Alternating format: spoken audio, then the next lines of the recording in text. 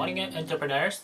Uh, Welcome to sadywellj Japan. Today's lecture is about the real estate investment in Japan. In these days, that more and more foreign monies are coming into the Japan's real estate market. So today, I want to explain you about the general idea of how to start real estate investment in Japan. There is basically 5 steps to purchase the real estate. The first one is you have to prepare financial plan and look for the real estate and come and check the properties and sign the contract and pay and complete the registration. So let me explain you each step. So the first one is your financial plan.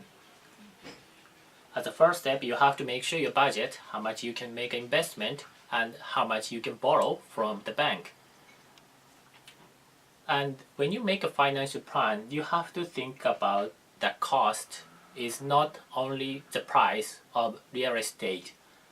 There is like several costs you have to consider to purchase the real estate in Japan. There are many taxes. For example, like stamp duties and property registration tax and real estate acquisition tax.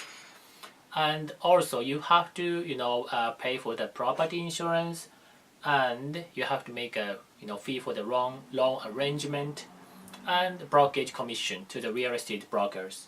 So in general, it costs about 6 to 8% of the real estate price in Japan.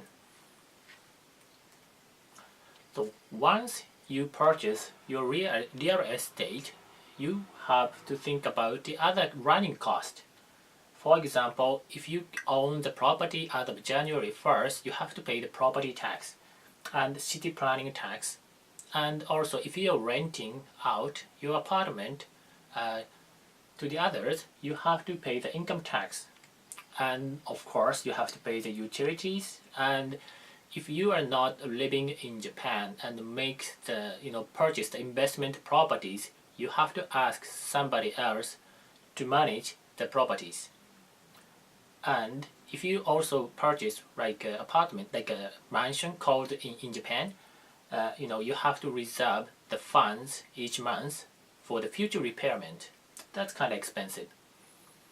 And also when you exit from your investment, you have to think about the cost to sell your properties.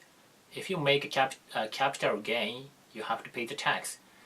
The tax rate is 20% or 40%. It really depends on how long you own the properties or whether you actually lived in the property or not.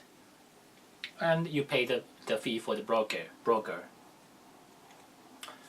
The second step, after you thought about your financial plan, you have to look for the real estate you want to buy. Maybe you can first check the internet, and in these days, like many websites is available in English or sometimes Chinese, and explain about the Japanese market. And you need to decide which area you want to purchase, like main area, Tokyo and Osaka, and sometimes like Hokkaido is getting popular. And you need to contact with the real estate, the broker. For example, like Mitsui Fudosan Realty, the English site and Chinese site is available on their website. And that this is most important part, that the finding the good real estate broker is the most important part. And I recommend you to go for the maybe big brokerage company, or you may ask somebody else to introduce you about the broker. So the next step is you actually come and visit the properties. And some real estate broker is arranging the tours, and you come to Japan and visit many places and look for the investment.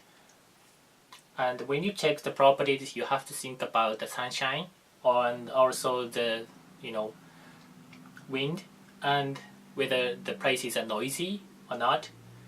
And it's kind of important to visit the places like under the different condition, like morning and night, and weekday and weekend.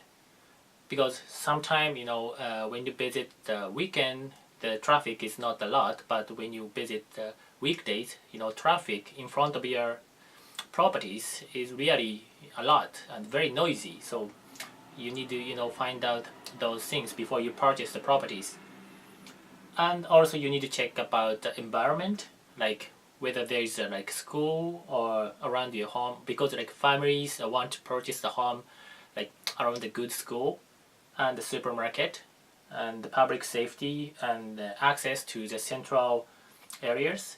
And when I purchased my home, and I really care about the commutation because the Japanese train is really crowded, so I wanted to buy along with the line which is not really crowded. And sometimes if your nearest station is starting point of the train, you can sit and can avoid the jam-packed the train. So it's kind of important.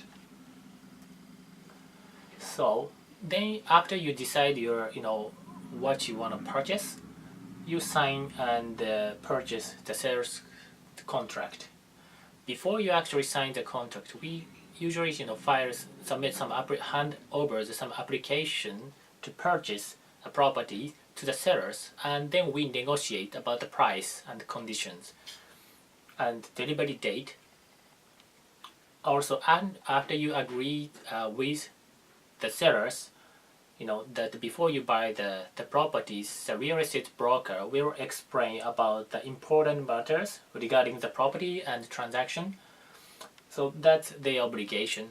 They have to explain it to every buyers, like registration and ownership right and terms and payment and cancellations. And if real estate broker is got used to the foreign investors, they have the English contract, so you don't have to worry about it. And signing the purchase and sales contract. And generally you may need to make advance payment, which is about 10% of the real estate price. Then after that, after you sign the contract and you pay the rest of the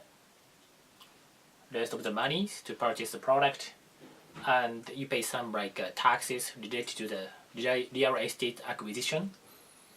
And in Japan, when you purchase the product, you must register that you own the ownership of the property changed to you, to the legal affairs of bureaus. The Japanese lawyers or legal person will support this part. Usually the real estate broker introduce you to do. Then if you own the investment property, you will be renting out to somebody else, and you make incomes, real estate income. So you have to file the tax returns. The first step is you have to appoint a tax agent who handle the tax administrative works, because the tax office sends some document to you, but if you're not in Japan, you have to appoint somebody else to receive this document. And tax agent can be anyone. It doesn't have to be a tax accountant. Also, and if you make income, you have to file the income tax return by March 15th each year. So you need to find a good tax accountant. Thank you for listening. See you next time. Thank you for watching my videos. I will make more and more useful videos this year too. So please subscribe and see you next time. Bye bye.